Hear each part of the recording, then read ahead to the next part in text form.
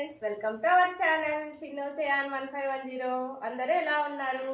మేమైతే చాలా బాగున్నాము. ఈ వీడియోలో డాబా స్టైల్లో పన్నీర్ బఠానీ కర్రీ ఎలా చేయాలో చూపిస్తున్నాను, చూసేయండి. పన్నీర్ కర్రీ చేయడం కోసం అయితే ఒక 4 ఆనియన్స్ని ఇలాగ పెద్దగా కట్ చేసుకున్నాను. అలాగే తెల్లవాయలకు పొట్టు తీసుకున్నాను. అల్లం కూడా కట్ చేసి పెట్టుకున్నాను. ఒక 3 టమోటాలు తీసుకున్నాను బాగా మాగిన పండ్లు. ఇప్పుడైతే ఒక గోళం తీసుకుని గోళంలో మనం ఫ్రై చేసుకోవడానికి సరిపడినంత ఆయిల్ వేసుకున్నాను. ఆయిల్ వేసుకుని ఇప్పుడైతే స్టవ్ ఆన్ చేస్తున్నాను. ఈ ఆయిల్ కొద్దిగా వేడైన తర్వాత ఇందులోకి ఆనియన్స్ వేసుకుందాం.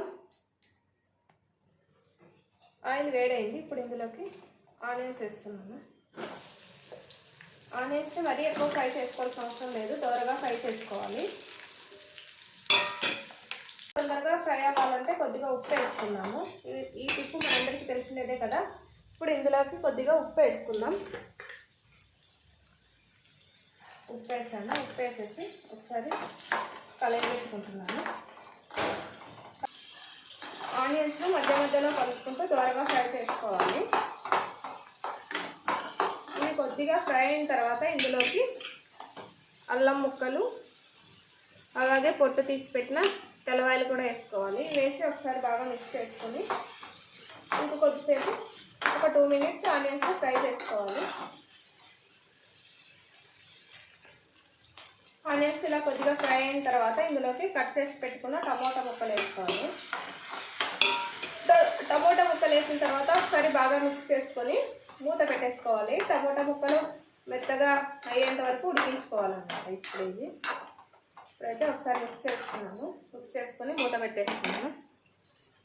మూత పెట్టేసి మధ్యలో కలుపుకుంటూ టమోటా ముక్కలు మెత్తగా అయ్యేంత వరకు ఉడికించుకుంటాను. మధ్యలో మూత తీసి కలుపుకుంటూ ఉండాలి, లేదంటే అడుగంటిపోతాయి. టమోటాలు కొంచెం మెత్తగన్నాయి. టమోటాలు బాగా మెత్తగా అయ్యేంత వరకు ఉడికించుకోవాలి. టమోటాలు మెత్తగా అవ్వడానికి 6 to 7 మినిట్స్ టైం పడుతుంది. ఇప్పుడు ఒకసారి చూద్దాం టమాటాలు ఉడికాయో లేదో. టమాటాలు అయితే ఉడికిపోయినాయి మెత్తగా. గ్యాస్ ఆఫ్ చేసి వీటిని పూర్తిగా చల్లారనిద్దాం. గ్యాస్ ఆఫ్ చేసేస్తున్నాను. ఇవి పూర్తిగా చల్లారిన తర్వాత గ్రైండ్ చేస్తున్నాను. ఆనియన్స్ టమోటా అన్ని పూర్తిగా చల్లారిపోయాయి. ఇప్పుడైతే మిక్సీ జార్లోకి వేసేసుకొని గ్రైండ్ చేసుకొని వస్తాను, మొత్తం పేస్ట్ లాగా. వేడి ఉన్నప్పుడు ఎప్పుడైనా సరే గ్రైండ్ చేసుకోవద్దు, చల్లవైన తర్వాతనే గ్రైండ్ చేసుకోవాలి. వీటన్నింటినీ కూడా ఇప్పుడు మిక్సీ జార్లో తీసుకుంటున్నాను. ఇందులోనే కాజు వేసుకోవాలి. నేనైతే ఇక్కడ ఒక 6 కాజు వేసుకుంటున్నాను. వీటన్నింటినీ కూడా మెత్తగా గ్రైండ్ చేసుకుంటాను. వీటన్నింటిని అయితే మెత్తగా గ్రైండ్ చేసుకున్నాను. ఇప్పుడు స్టవ్ ఆన్ చేసుకుని ఒక ప్యాన్ తీసుకుని ప్యాన్ కొద్దిగా వేడైన తర్వాత మన కర్రీ చేయడానికి సరిపడినంత ఆయిల్ వేసుకోవాలి. ప్యాన్ అయితే వేడైపోయింది. ఇప్పుడు ఇందులోకి ఆయిల్ వేసుకుంటున్నాను. పన్నీర్ కర్రీలోకి ఆయిల్ కొంచెం ఎక్కువగానే పడుతుంది, చూసి వేసుకోండి. ఆయిల్ వేడైన తర్వాత ఇందులోకి 2 పచ్చిమిర్చి, అలాగే బిర్యానీ ఆకు, యాలకులు, చెక్క, లవంగాలు వేసుకోవాలి. నేనైతే చెక్క లేదు, అందుకనే లవంగాలు ఒక్కటే వేసుకుంటున్నాను. అలాగే కొద్దిగా జీలకర్ర వేసేసుకొని వీటిని దూరగా ఫ్రై చేసుకోవాలి.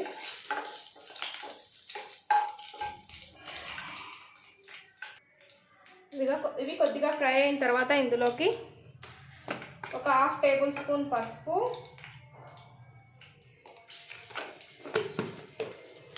మనం తినే కారాన్ని బట్టి కారము 1 టేబుల్ స్పూన్ వేసుకుంటున్నాను.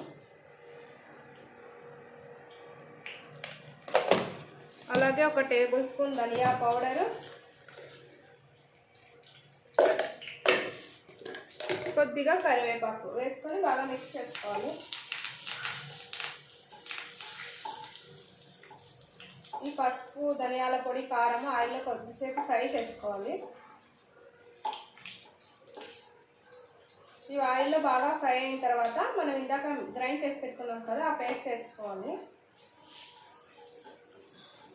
ఈ ధనియాల పౌడర్ వీటిని ఎక్కువసేపు ఫ్రై చేసామనుకోండి మాడిపోతాయి. కొద్దిగా ఫ్రై అయిన తర్వాత వెంటనే వేసేసుకోవాలి. స్మెల్ వేగుతుంటే స్మెల్ వస్తుంది చూడండి, చాలా బాగుంటుంది ఆ స్మెల్. ఇప్పుడైతే ఇవి కొద్దిగా వేగినాయి కదా. ఇప్పుడు ఇందులోకి నేను మనం మిక్సీ పెట్టుకున్న పేస్ట్ వేసేస్తున్నాను. టమోటో, ఆనియన్ అలాగే కాజు పేస్ట్.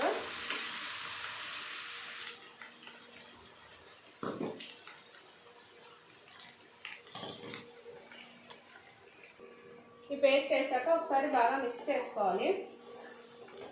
మిక్స్ చేసుకొని మూత పెట్టేసేసి ఆయిల్ పైకి వచ్చేంత వరకు ఈ పేస్ట్ అంతా బాగా ఉడికించుకోవాలి అన్నమాట. ఆయిల్లోనే ఒక 5 to 10 minutes పడుతుంది.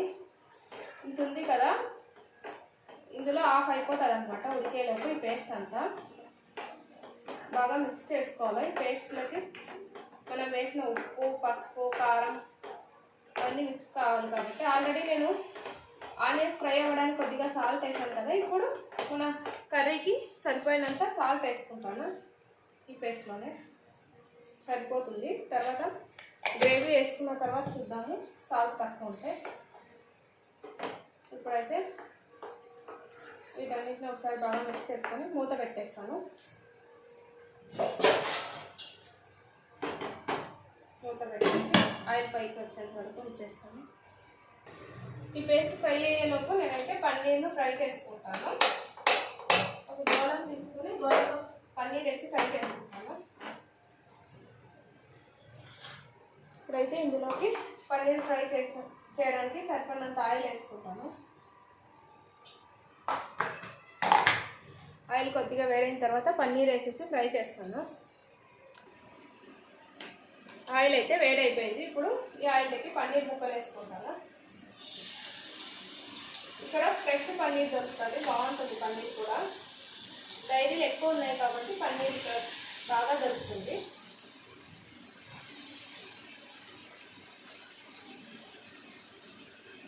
పన్నీర్ని ఎలాగంటే అలా కాకుండా చిన్నగా కలుపుతూ ఫ్రై చేసుకోవాలి.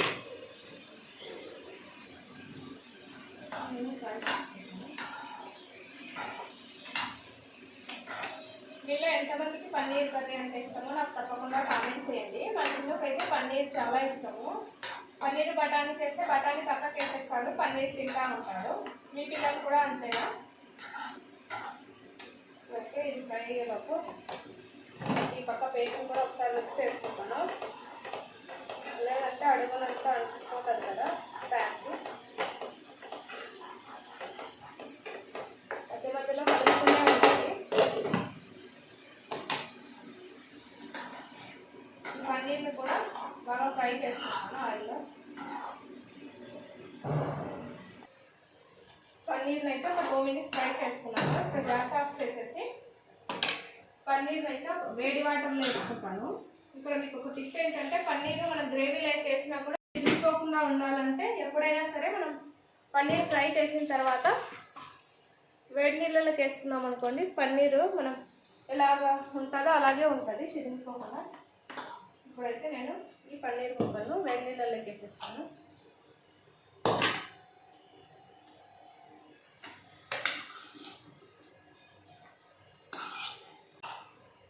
మనం ఫ్రై చేసిన పన్నీర్ మొత్తాన్ని కూడా ఇప్పుడైతే నేను వేడి నీళ్ళలోకి వేసేసుకుంటున్నాను.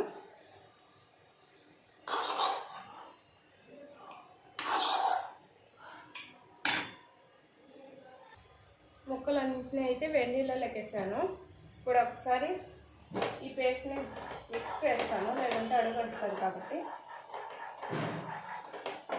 అడుగు అయితే ఏం అంటలేదు, మధ్య మధ్యలో మిక్స్ చేసుకుంటున్నా కాబట్టి మూత పెట్టేస్తాను. పన్నీర్ కర్రీలోకి ఫ్రెష్ క్రీమ్ వేసుకుంటే బాగుంటుంది. మన దగ్గర ఫ్రెష్ క్రీమ్ లేదనుకోండి, పాల మీద మీగడ కానీ పెరుగు మీద మీగడ కానీ తీసుకొని ఇలాగ బాగా మిక్స్ చేసుకోవాలి, క్రీమ్ లాగా అయ్యేటట్టు.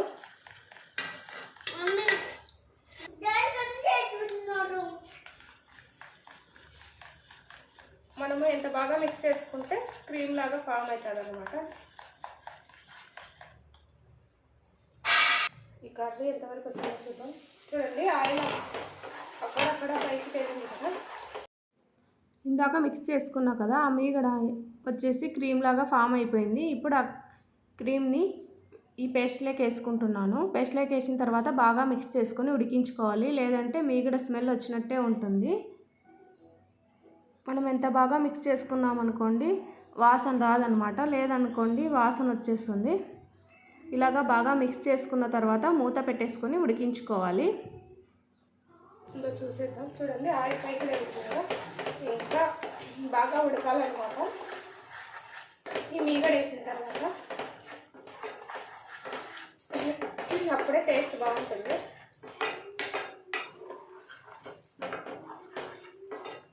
నేను పన్నీర్ కర్రీలోకి బఠానీ కూడా యూజ్ చేస్తున్నాను, పచ్చి బఠానీ. పచ్చి బఠానీ ఎప్పుడైనా ఫ్రెష్గా ఉండాలంటే మనం తీసుకొచ్చుకున్న తర్వాత ఏదైనా డబ్బాలోకి వేసి డీప్ ఫ్రిడ్జ్లో పెట్టామనుకోండి 2 months కానీ ఇలాగే ఫ్రెష్గా ఉండిపోతాయి అన్నమాట. ఒక 5 minutes అయింది. ఇప్పుడైతే చూస్తాను. ఆయిల్ చూడండి పైకి తేలుతుంది కదా. ఇప్పుడు ఇందులోకి పచ్చి బఠానీ వేసుకుంటున్నాను. పచ్చి బఠానీ వేసిన తర్వాత ఒక 2 minutes ఇందులో పచ్చి బఠానీ ఉడకనిస్తాను. ఎక్కువసేపు అవసరం లేదు, ఒక 2 minutes ఉడికితే చాలు. బఠానీ తొందరగానే ఉడికిపోతాయి కదా. ఒకసారి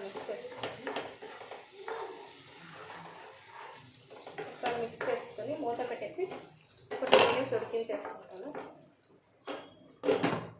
బఠానీ ఒక 2 minutes ఉడికిన తర్వాత ఇందులోకి మన గ్రేవీకి సరిపడినంత వాటర్ వేసుకోవాలి.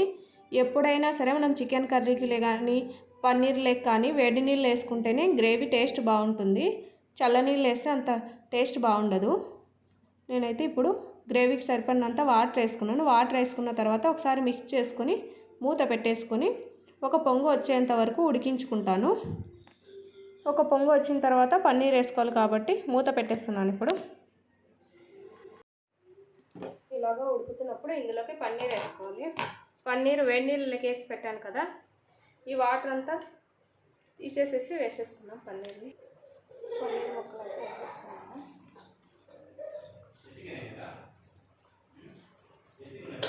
పన్నీర్ ముక్కలు వేసిన తర్వాత ఒకసారి మిక్స్ చేసుకొని కొద్దిసేపు ఉడకనిద్దాం.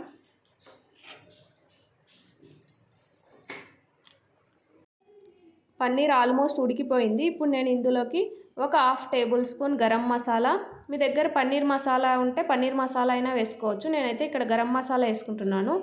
అలాగే కొద్దిగా కస్తూరి మేతి చేత్తో ఇలాగ అనుకొని వేసుకుంటున్నాను.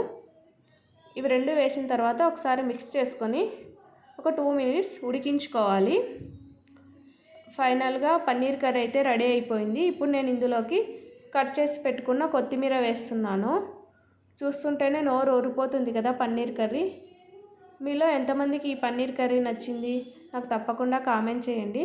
అలాగే ట్రై చేయండి ఒకసారి ఈ విధంగా పన్నీర్ కర్రీ, మీకు చాలా అంటే చాలా బాగా నచ్చుతుంది. నేను ఇలాగా చేయడం స్టార్ట్ చేసిన తర్వాత మాకైతే చాలా నచ్చుతుంది అన్నమాట పన్నీర్ కర్రీ. ఎప్పుడు కూడా ఈ విధంగానే చేసుకుంటున్నాము. ఫైనల్గా పన్నీర్ కర్రీ అయితే రెడీ అయిపోయింది. ఎమ్మీ పన్నీర్ కర్రీ. పన్నీర్ కర్రీ రోటీలేకి కానీ చపాతీలేకి పూరీలేకి కలర్ రైస్లో ఎందులోకైనా చాలా అంటే చాలా బాగుంటుంది. నేనైతే ఈరోజు నార్మల్ ప్లెయిన్ రైసే చేశాను. టేస్ట్ మాత్రం చాలా అంటే చాలా బాగా వచ్చింది. మేమైతే లంచ్ చేసేస్తున్నాము. ప్లెయిన్ రైస్, ఎమ్మీ పన్నీర్ కర్రీ, అలాగే సలాడ్. ఈ వీడియో మీకు నచ్చినట్లయితే ప్లీజ్ లైక్ చేయండి, షేర్ చేయండి, సబ్స్క్రైబ్ చేయండి. Thank you for watching. Bye bye.